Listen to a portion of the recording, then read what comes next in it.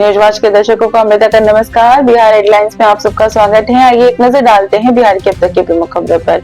मुख्यमंत्री प्रतिज्ञा योजना को नीतीश कैबिनेट से मंजूरी। इंटर्नशिप के लिए मिलेंगे हर महीने 6,000 रुपए। नवादा में चेक पोस्ट से शराब पार करवा रहे थे होमगार्ड, पुलिस ने 2 जवानों को किया गिरफ्तार।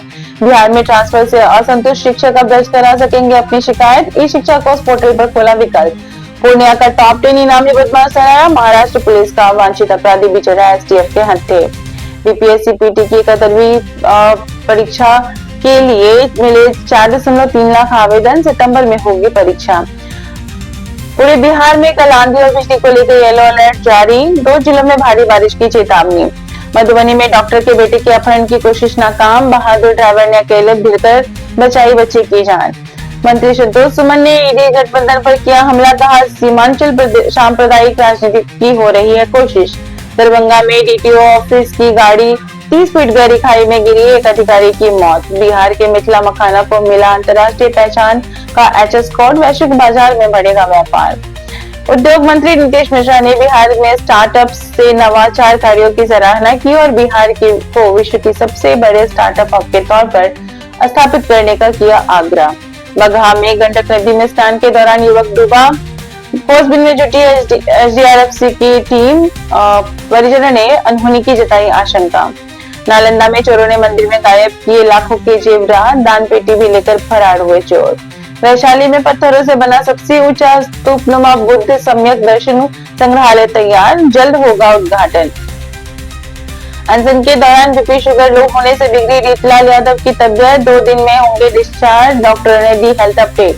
जेल के अंदर मारने की साजिश का पत्नी ने लगाया आरोप। बंगाल की खाड़ी में उठ रहे चक्रवाती तूफान से बिहार में मचेगी तबाही। भयंकर आंधी बारिश का हाई अलर्ट जारी। यूनिसेफ और एससीईआरटी की साझेदारी से बिहार के बच्चों को अब स्कूल में सिखाई जाएगी पैसे की समझ।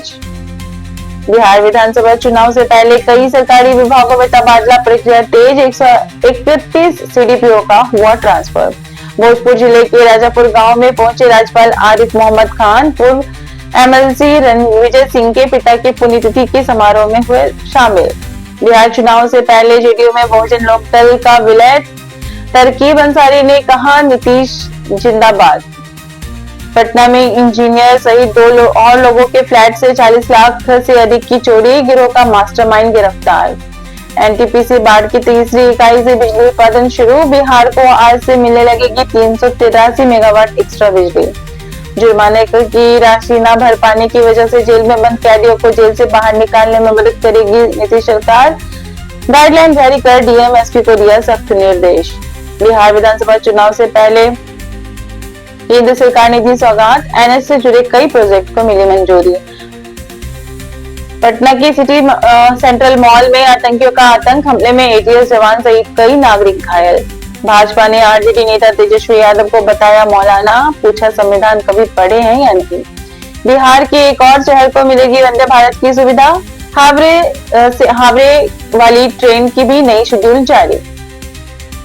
बिहार के कलाकारों के लिए नई सौगात। नीतीश सरकार अब कलाकारों को भी देगी पेंशन।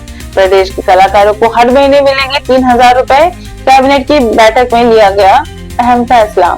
वोटर लिस्ट के सत्यापन पर उठ रहे सवालों पर लगा विराम। वेरिफिकेशन क्यों जारी, क्यों जरूरी, ईसी ने किया साफ। हमें मिलने से कोई नहीं रोक सकता। करीब 7 घंटे अनुष्का के घर रुके तेज प्रताप। बोले हमारा पारिवारिक रिश्ता है। 3 रिटायर्ड अधिकारियों का कार्यकाल बढ़ाने पर नीतीश कैबिनेट का अहम फैसला। बिहार पुलिस के भत्तों से गायब हुई साइकिल जारी। नई मार्गदर्शिका में साइकिल भत्ता का कहीं जिक्र तक नहीं। इसी के साथ बिहार की हेडलाइंस होती है समाप्त।